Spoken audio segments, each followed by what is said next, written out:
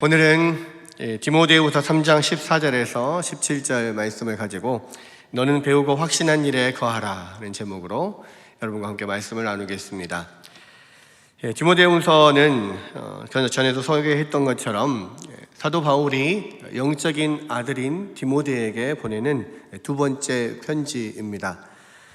사도 바울이 또 처형되기 직전에 유언과 같이 남긴 그런 마지막 편지이기도 하죠. 이 편지를 받는 이 디모데는 에베소에서 사도 바울 뒤를 이어서 교회를 담당해서 목회를 하고 있는 중이었습니다. 그런데 이 에베소 교회에서는 거짓 교훈을 가르치는 자들이 들어와서 교회를 어지럽히고 있었습니다. 사도 바울은 이에 대해서 이 디모데전서와 후서를 통해서 그런 거짓 교훈에 흔들리지 말고 바른 진리를 굳게 붙들어라, 이렇게 이제 권면을 하는 내용들이죠. 먼저 이 3장 전체적으로 보면 3장 1절에서 5절에 이렇게 이야기를 합니다. 진리에 반하는 것이 바로 말세의 특징이다, 이렇게 이야기를 하고 있는데요. 1절에서 5절 한번 보겠습니다. 너는 이것을 알라. 말세에 고통하는 때가 이르러 사람들이 자기를 사랑하며 돈을 사랑하며 자랑하며 교만하며 비방하며 부모를 거역하며 감사하지 아니하며 거룩하지 아니하며 우정하며 원통함을 풀지 아니하며 모함하며 절제하지 못하며 사나우며 선한 것을 좋아하지 아니하며 배신하며 조급하며 자만하며 쾌락을 사랑하기를 하나님 사랑하는 것보다 더하며 경건의 모양은 있으나 경건의 능력은 부인하니 이 같은 자들에게서 내가 돌아서라. 이 말세의 특징인데요, 여기서 이 말세라고 하는 것은 예수님의 초림으로 시작되고 재림으로 완성되는 그 시기, 즉 예수님의 초림과 재림 사이에 있는 모든 시대를 말세라고 그렇게 이야기를 합니다. 그래서 사도 바울이 디모데에게 편지를 쓰고 있는 그 시대부터 이미 말세의 증상들이 나타났고요. 그리고 지금까지도 여전히 우리는 그러한 시대를 살고 있습니다. 아니, 그 증상이 보면 점점 더 심해지고 있다라고 우리는 피부로 느끼고 있죠.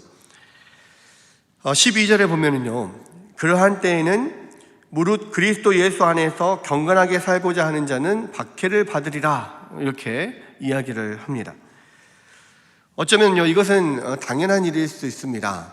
왜냐하면 예수님께서 요한복음 15장 19절에서 그 이유를 설명을 하셨는데요, 너희가 세상에 속하였으면 세상이 자기의 것을 사랑할 것이나 너희는 세상에 속한 자가 아니요 도리어 내가 너희를 세상에서 택하였기 때문에 세상이 너희를 미워하느니라.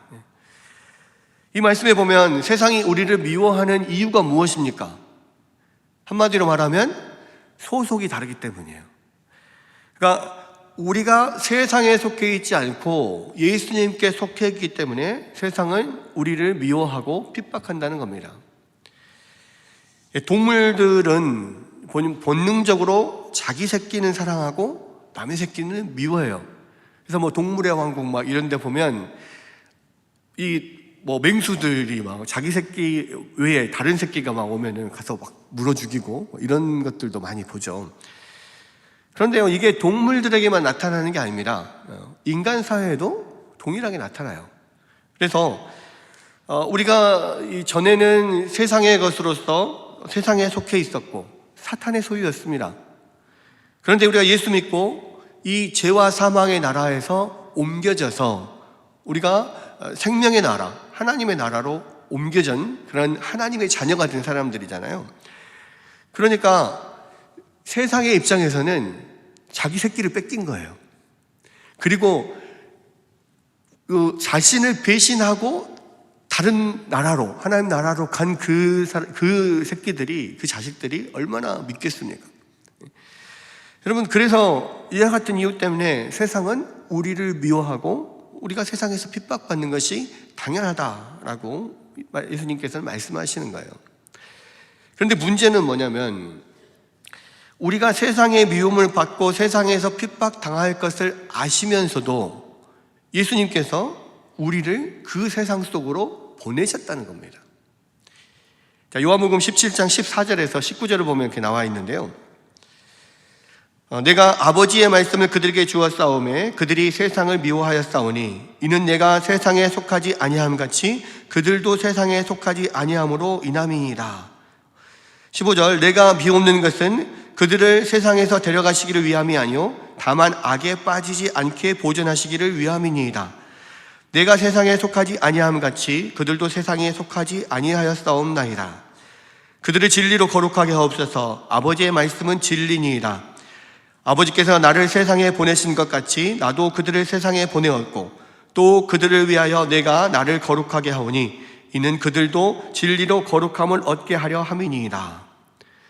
자, 여기서 보면 14절에서 분명히 세상이 그들을 미워하였사오니 이는 내가 세상에 속하지 아니함 같이 그들도 세상에 속하지 아니함으로 인함이니이다. 이렇게 말씀을 하시면서도 18절에 보면 아버지께서 나를 세상에 보내신 것 같이 나도 그들을 세상에 보내었다. 이렇게 이야기를 하는 거예요. 그러니까 분명히 우리가 세상에 핍박을 받고 미움을 당할 줄 알면서도 예수님이 우리를 세상에 보내셨다는 거예요. 그러면서 15절에 우리를 위해서 기도하시기를 뭐라고 기도하시냐면 내가 비옵는 것은 그들을 세상에서 데려가시기 위함이 아니요 다만 악에 빠지지 않게 보존하시기를 위함이니이다. 여러분, 예수님은요 우리를 이 세상에 미움받고 박해받는 이 세상에 보내놓고 우리를 이 악한 세상에서 빨리 데려가 주십시오 이렇게 기도하는 것도 아니고 또 그렇다고 이 세상에서 받는 박해와 고통을 없애주십시오 이렇게 기도하는 것도 아니에요. 뭐라고 기도하냐면 다만 이 악한 세상에서 악에 빠지지 않게 보존해 달라고 그렇게 기도를 하십니다. 그럼 무슨 얘기인가요? 주님은 주님의 자녀들을 온실 속의 화초처럼 그렇게 기르지 않는다는 거예요.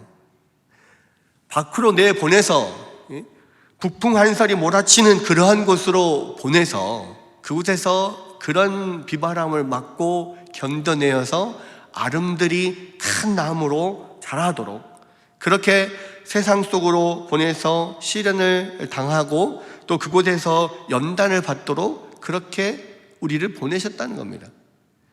그리고 하나 기도하는 것은 그러한 시련 속에서 꺾이고 넘어지지 않도록 기도하고 계시는 거예요. 여러분, 이것은요 메가더 장군의 아들을 위한 기도의 한 대목을 생각나게 하는데요.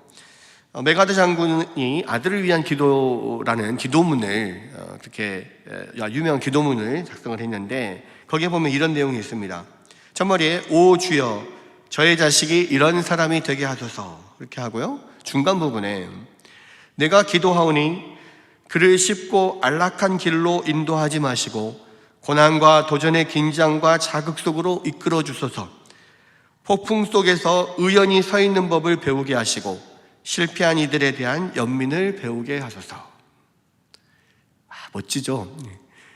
장군다운 그런 기도입니다. 아들의 인생에 환난이 없게 해달라 그렇게 기도한 게 아니라 오히려 그 모든 환난을 이길 수 있는 아들로 키워달라 이렇게 하나님 앞에 기도하고 있는 거예요. 이것은 주님이 우리를 위해서 기도하시는 것과 흡사합니다. 주님께서 하나님의 자녀들에게 원하시는 것은 세상의 환난 속에서 믿음으로 연단되어서 거룩해지는 거예요. 여러분, 어떤 경우에 우리는 그렇게 생각해요. 이 땅에서 우리가 살아가면서 주님께서 우리 가운데 가장 원하시는 것이 무엇일까? 어떤 사람은 이 땅에서 내가 크게 되어서 하나님께 영광을 돌리는, 내가 이 세상에서 높은 자리에 올라가서 하나님이 우리 아버지가 자랑스럽게 만드는 그것이 하나님이 원하시는 것 아닐까? 이렇게 생각하는 사람도 있어요. 일명 고지론 이렇게 이야기를 하는데, 여러분 사실은요 성경을 보면 하나님께서 우리들을 향한 그 관심이 우리들이 이곳에서 크게 되어서 하나님의 영광을 받는 것, 물론 그런 면도 하나님 있을 수 있습니다만은 더 중요하게 여기시는 것이 하나님의 자녀들이 이 땅에서 거룩하게 되는 거예요. 여러분, 이 땅에서 거룩하게 되기 위해서는요, 반드시 세상에서 당하는 고난, 환난 이런 것들이 필요한 거예요. 온실 속의 화초는 그냥 화초로만 자랄 수밖에 없습니다. 그런데 세상에 나가서 모든 풍파를 당하고 그런 곳에서 견디게 되면 정말로 아름드리 큰 나무로 자랄 수 있는 거죠. 하나님께서는 우리를 그렇게 아름드리 큰 나무로, 믿음의 나무로 자라기를 원하신다는 거예요. 그래서 예수님께서 우리를 세상의 핍박을 당할 줄 알면서도 세상으로 보내는 겁니다. 그곳이 바로 우리를 연단하는 용광로이고 그곳이 우리를 연단하는 풀무불이기 때문에 그래요. 그런데 그냥 무작정 영광로에 들어가고 무작정 풀무불에 들어간다고 해서 믿음으로 잘 연단되는 것이 아닙니다. 믿음으로 잘 연단되기 위해서는 도구가 있어야 돼요. 우리가 갖고 그 용광로 안으로 들어가는 도구가 하나 있어야 됩니다. 그게 뭐냐면 바로 주님의 말씀입니다. 그러니까 아까 요한복음 17장 17절 19절을 보면 17절에 그들을 진리로 거룩하게 하옵소서 아버지의 말씀은 진리이니라. 또 19절에 또 그들을 위하여 내가 나를 거룩하게 하오니 이는 그들로 진리로 거룩함을 얻게 하려 함이니라. 여러분, 주님은요 하나님의 자녀들을 세상 속에 보내서 환난을 겪게 함과 동시에 주님의 말씀을 통하여서 주님의 자녀들을 거룩하게 하신다는 거예요. 그래서 칼빈은 이렇게 이야기를 했습니다. 하나님께서 성도들의 성화를 위해서 두 가지를 주셨는데 하나는 고난이요 다른 하나는 성경이다. 그리고 이 두 가지 중에 단 한 가지라도 없다면 성도의 성화는 일어나지 않는다. 여러분, 그래서요 성도가 거룩하게 되는 것이 하나님의 뜻인데요, 그 성도의 성화를 이루기 위해서는 반드시 고난과 성경이 필요한 거예요. 그냥 단순히 고난만 불만 막 뗀다고 이게 도자기가 잘 구워지는 게 아니라 거기에 잘 매끄럽게 유약도 발라주고 이렇게 해야 된단 말이에요. 그것이 성경이에요. 그 성경을 가지고 고난 속에 들어가서 그 성경대로 이 고난을 받으며 그곳에서 살아갈 때에 성도가 아름답게 아름다운 고려청자 같은 그런 도자기로 구워져서 나오는 겁니다. 여러분, 오늘 읽은 디모데후서 본문에서도요 사도 바울이 디모데에게 동일하게 이야기를 해요. 그러니까 3장 전체에서 말세의 진리를 대적하며 경건하게 살고자 하는 자를 박해하는 시대에 살고 있는 이 디모데에게 사도 바울이 14절 15절에서 이렇게 이야기합니다. 그러나 너는 배우고 확신한 일에 거하라. 너는 내가 누구에게서 배운 것을 알며 또 어려서부터 성경을 알았나니. 지금 이 말세의 시대에 고통당하는 때, 또 거룩하게 살고자 하는 자들은 박해를 당하는 그 시대에 어떻게 믿음을 지키고 어떻게 성도들이 거기서 살아갈 수 있냐면 배우고 확신한 일에 거할 때 그러한 일들을 할 수 있다는 거예요. 여기서 배우고 확신한 것, 뭘 배우고 뭘 확신했습니까? 바로 진리의 말씀 성경을 배웠잖아요.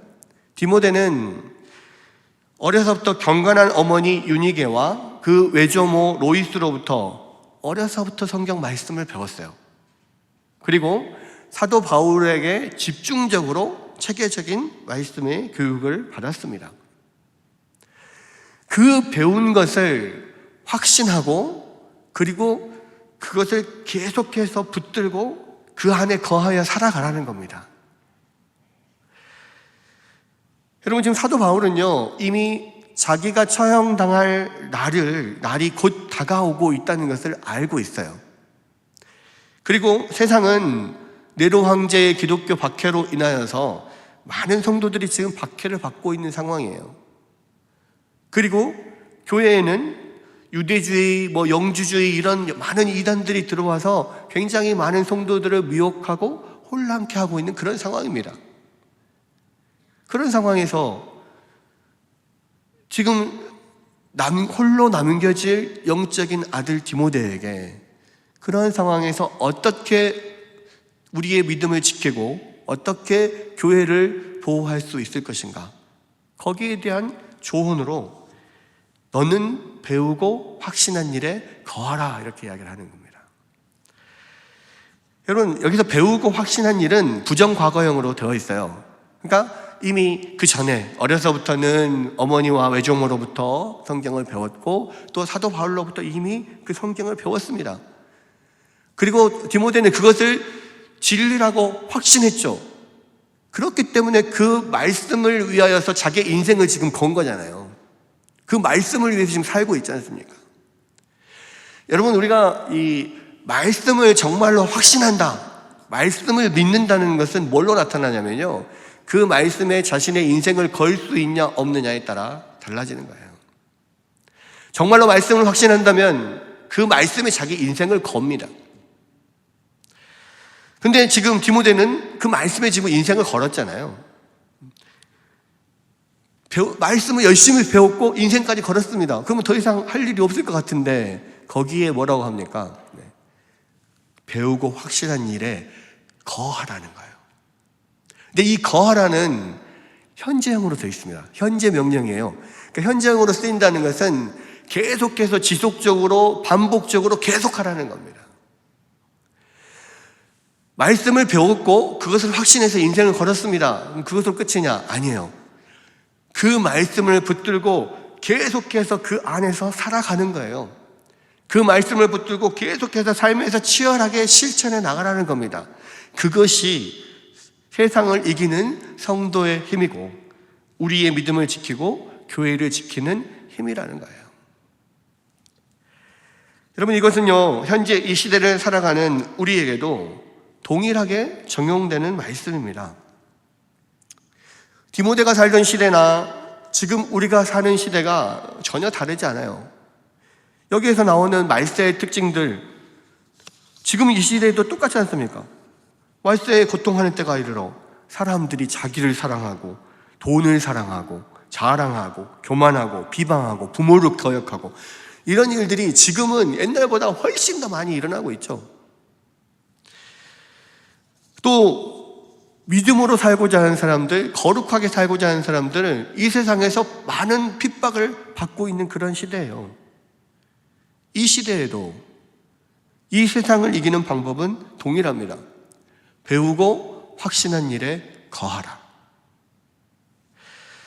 여러분, 그래서 가장 먼저는요, 말씀을 배워야 돼요. 디모데처럼 가정에서도 말씀을 배우고 교회에서도 말씀을 배워야 됩니다. 다행히 우리 교회에서는요, 1년 동안 많은 말씀을 가르치는, 배울 수 있는 그런 훈련 프로그램들이 많이 있습니다. 새가족 교육부터 시작해서요, 행복한 만남, 제자훈련, 성경대학, 오늘 중보기도 교육까지 많은 그런 말씀을 배울 수 있는 그런 과정들이 있어요. 그리고 실제로 이제 오늘까지 해서 2022년의 모든 훈련 과정이 다 끝났습니다. 근데요, 문제는 배운 것으로 끝나서는 안 돼요. 배웠습니까? 그것이 정말 확신이 돼야 돼요. 확신이 된다는 것은 뭡니까? 거기에 내 인생을 걸 수 있어야 돼요. 그리고 그것으로 끝나느냐? 아니에요. 계속해서 그 안에 거하고 살아가야 돼요. 제자훈련 종강수련을 하고 열심히 발표하고 이제 다 이루었다, 끝나면 안 돼요. 이제부터 더 많은 시간 동안 배운 말씀대로 살아가는 게 중요합니다. 세상을 이기는 방법, 배우고 확신한 일에 거해야 돼요. 오늘 중보기도 교육을 받으신 분이, 오늘 또 헌신 사역을 하시는 분들, 어떤 분들이 그러더라고요. 나 미끼 상품에 당한 것 같아. 이틀만 교육받으면 되는 줄 알았더니 앞으로 3개월 동안 기도를 해야 된대. 뭐 이렇게 말씀하시는 분도 있었습니다만은, 그럼에도 불구하고 또 그것을 또 좋아하더라고요. 내가 그냥 이틀만 교육 받으면 끝난 줄 알았더니 기도를 계속해서 훈련할 수 있다는 것이, 이것을 통해서 내가 기도의 자리에 나갈 수 있다는 것이 얼마나 좋은가. 다시 가슴이 뛰고 더 이렇게 이 마음 가운데 막 두근두근한 마음, 이것을 통해서 하나님 어떤 역사를 이루실까, 이걸 기대하는 그런 마음들이 있더라고요. 처음에는 믿기에 당한 줄 알았는데 사실은 그게 은혜였다라고 하는 그러한 훈련생들의 간증 아닌 간증이 있었습니다만은, 근데 이게 참 중요한 거예요. 실습하는 것이 되게 중요합니다. 왜요? 우리가 배우고 확신하는 데서 끝나는 게 아니라 그것을 살아야 하니까요. 그것이 나의 삶이 되어야만 능력이 나타나거든요. 기도라는 게 뭡니까? 성경에서 기도에 대해서 많이 배울 수 있어요. 그런데 아무리 많이 배워도 기도 안 하면 능력이 안 나타납니다. 성경에는 분명히 이야기합니다. 기도는 능력이라고. 믿음으로 하나님의 능력을 우리가 받아서 쓰는 거라고. 기도를 통하여 하나님의 능력이 우리에게 나타난다고. 교회에서 기도를 통하여 많은 역사들이 일어난다고. 그런데요, 아무리 많이 배워도 뭐합니까? 기도 안 하면 그 역사 안 일어나요. 그래서 여러분은요, 오늘 정말 좋은 훈련에 지금 들어가고 있는 겁니다. 실습도 해주잖아요. 실습도. 그리고 실습하고 이제 3개월 동안 여러분 실습하는데, 그 실습하고 이제 수료하면 또 끝났다 그러면 안 돼요. 계속 거해야 돼요. 계속 삶이 되도록. 그러면 그 기도의 능력을 여러분들이 맛보기 시작하면요, 이제는 하지 말라 해도 하게 됩니다. 여러분, 오늘 이 말씀을 준비한 것이 그겁니다. 많은 훈련을 했지만 그냥 옛날에 좋은 추억으로 끝나버리면 지금 아무런 능력으로 안 나타나요. 우리 교회에 얼마나 많은 제자훈련, 사역훈련, 성경대학 막 하신 그 훈련하신 분들 얼마나 많습니까? 그런데요, 그냥 한낱 좋은 추억으로 그것을 덮어버리면요, 그 이후로는 더 이상 능력이 나타나지 않아요. 세상을 이기는 것은 하나님의 말씀이고, 그 말씀을 붙들고 세상에서 씨름할 때 우리에게 하나님의 능력이 나타나요. 기도도 우리가 직접 골방으로 들어가서 말씀 붙잡고 기도할 때 능력이 나타나는 겁니다. 정말 바라옵기는요, 2022년을 마감하는 이 시기에 우리가 많은 것을 배웠습니까? 거기에 대한 확신이 있습니까? 그것을 계속해서 붙들고 살아가시고 그것들을 통하여서 능력을 경험하는 여러분들이 되시기를 주님의 이름으로 축원합니다.